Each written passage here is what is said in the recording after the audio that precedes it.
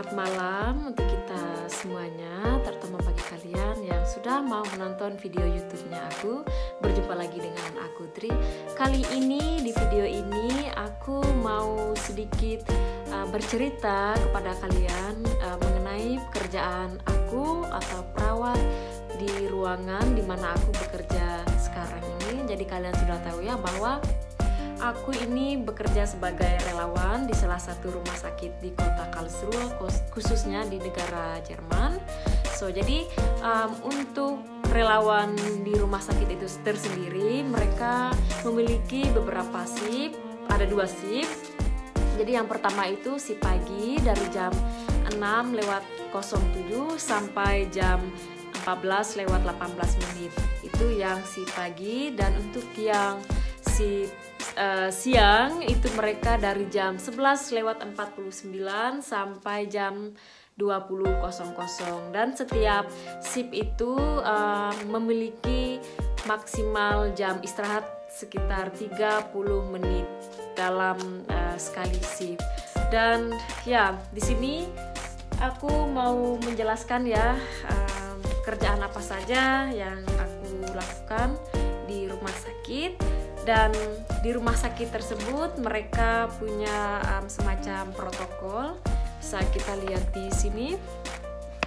Jadi di sini ada tulisan Arbeitsablauf Frühdienst. Jadi artinya itu alur jam kerja kita di pagi hari, siang hari, dan juga pada malam hari. Dan ini sudah tertera ya, jelas sekali dari jamnya dan pekerjaannya apa saja yang harus kita selesaikan di pada shift tersebut. Jadi bukan hanya itu saja, aku ada juga lembaran ini. Kalau misalkan kita aplusan, kita pasti memiliki atau diwajibkan punya lembaran ini ya, lembaran aplusan. Ini ntar aku jelaskan dulu. Ntar aku jelaskan maksudku. Jadi untuk shift pagi ya, jam 6:07 kita itu sudah harus berada di ruangan. Bukan hanya aku aja, tetapi atau maksudnya bukan hanya relawan, tetapi juga mahasiswi atau praktikantin dan juga perawat yang bekerja di ruangan tersebut. Kita harus sudah jam 06:07 ada di ruangan tersebut untuk melakukan aplusan. Jadi kalian tahu sendiri ya kalau aplusan itu apa. Jadi pergantian jam atau pergantian shift kerja dari shift malam ke pagi atau pagi ke siang dan siang ke malam, dan begitu seterusnya. Jadi ya seperti yang aku bilang tadi, bahwa sebelum kita melakukan aplusan itu kita dapat kertas aplusan. Jadi di sini aku mau sedikit menjelaskan tentang kertas aplusan ini ya. Jadi di sini aku waktu itu hari apa ini, Dienstag, hari Selasa, tanggal 19 bulan November tahun 2019. Kita lihat di sini ada singkatan ZI atau SIMA, atau bahasa Indonesianya itu kamar. Kebetulan di sini ada 301. Kebetulan waktu itu aku lagi dinas di ruangan Innere Medizin atau disebut juga dengan ruang penyakit dalam. Dan ya kebetulan juga aku waktu itu di lantai atas atau lantai 3. Dan di sini juga tertulis T itu tua, itu artinya pasien itu terletak di bagian dekat pintu. Dan juga untuk yang F itu Fenster, berarti pasien itu terletak di dekat jendela. Dan untuk singkatan A ini Aufstehen, itu artinya pasien bisa mobilisasi mandiri atau dan lain sebagainya. atau nggak bisa mobilisasi maksudku. Dan untuk skalanya itu terdiri dari 3 ya. Kita lihat di sini ada angka 1, 2, dan 3. Jadi aku jelaskan dulu untuk yang skala 1 ya. Yang dimaksudkan dengan skala 1 ini pasien yang hampir semua aktivitasnya itu dilakukan secara mandiri tanpa harus bantuan kita. Cukup jelas ya. Dan untuk yang kedua ini pasien hampir 50% aktivitasnya mereka itu perlu bantuan kita. Contohnya misalkan si pasien bisa berdiri tapi mereka perlu ditemani pergi ke toilet, kita memandu mereka ke toilet. Misalkan mereka juga perlu yang namanya alat bantu jalan ya, atau gesto alat bantu jalan atau tongkat. Dan contoh kecilnya lagi misalkan mereka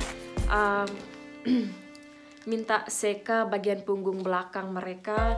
Dan juga dengan pasien mereka nggak bisa bungkuk dan mereka perlu bantuan kita untuk memakaikan pakaian mereka. Tapi secara umum mereka hampir mandiri. Seperti yang aku bilang tadi, 50% mereka perlu bantuan kita, 50% mereka yang melakukan aktivitas mereka sendiri.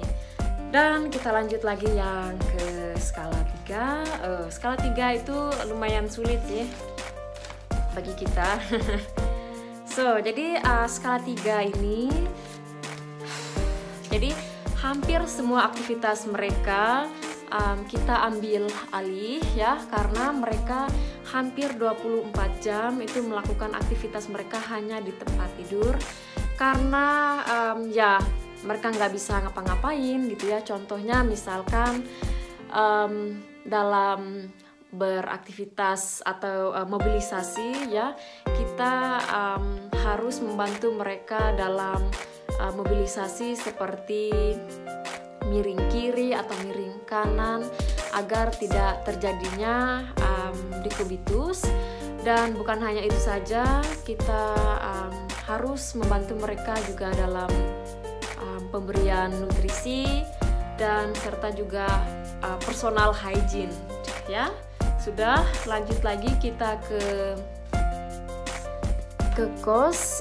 Kos ini artinya apa gimana ya, jenis makanan yang boleh dimakan oleh pasien, asalkan itu makanan sesuai dengan kebutuhan mereka dan cukup untuk gimana ya, energi buat mereka. Misalkan contohnya kepada pasien yang dengan diabetes, jadi mereka itu sudah ada menu-menu dietnya tersendiri.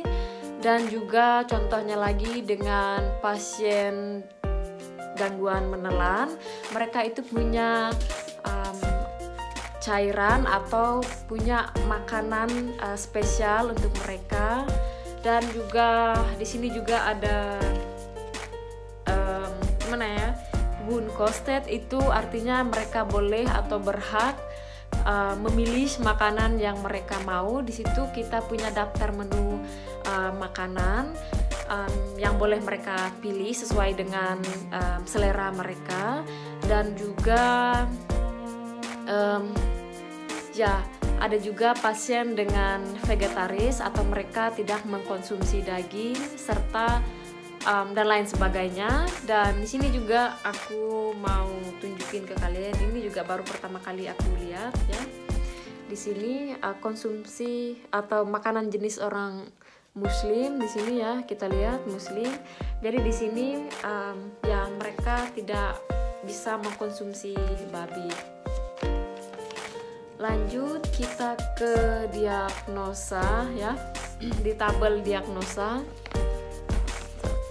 Jadi di sini kita lihat banyak sekali diagnosa yang tertera di sini. Contohnya saja untuk diagnosa, kita cari yang paling gampang. Mana ya di sini ya? Ya di sini ada Niran insufisiensi. Jadi di sini maksudnya pasien dengan gangguan ginjal. Oh ya, aku lupa. Jadi ada tabel lagi sebelum ke diagnosa itu pasti ada tabel nama. Di sini sengaja aku coret nama mereka ya, karena ini sangat privasi sekali. Ini tertera nama mereka serta juga usia mereka. So, kita lanjut lagi ke besonders. Jadi besonders ini maksudnya itu spesial apa yang dimiliki oleh pasien. Ya, jadi contohnya di sini ada ZVK atau biasa kita sebut dengan, kalau bahasa Inggrisnya itu central vena catheter. Jadi atau jalan akses infusi atau jalan akses infus di bagian vena atau bagian pembuluh darah besar di bagian dada.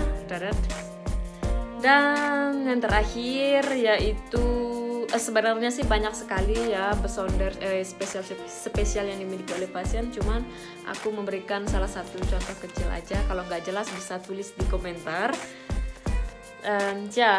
Dan di sini juga bagian terakhir ada itu N langsung. Jadi di sini kita bisa ngelihat kapan pasien itu akan dipulangkan, entah mereka itu dipulangkan ke rumah mereka atau mereka dipulangkan dipulangkan ke rehabilitasi. Jadi itu saja pembahasan kita hari ini mengenai kertas aplusan ya. Jadi sebenarnya kita itu belum masuk ke tema jam kerja dan tugas-tugas apa saja yang harus dilakukan oleh perawat di Jerman ya. Jadi aku ntar mau ngebahas di video berikutnya tentang jam kerja, kerjaan mereka ngapain aja dan lain sebagainya, dan aku coba berusaha secara sedetail mungkin menjelaskannya.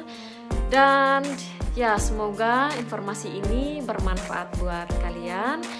Bagi kalian yang suka dengan video ini, kalian bisa membagikan video ini ke teman-teman kalian, ke tetangga kalian, sahabat kalian, pacar kalian, atau mantan kalian, bahkan keluarga kalian, semuanya dan lain sebagainya. Dan jangan lupa juga klik tombol sukanya. Dan aku mohon pamit hari ini. Selamat malam, sampai jumpa di video berikutnya. Dadah.